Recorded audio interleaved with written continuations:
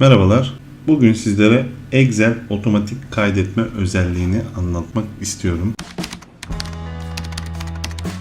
Özellik bizler için gayet faydalı bir özellik.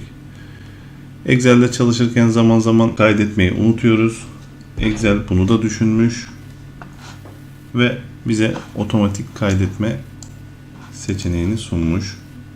Otomatik kaydetme seçeneği varsayılan olarak 10 dakika olarak yapılmıştır.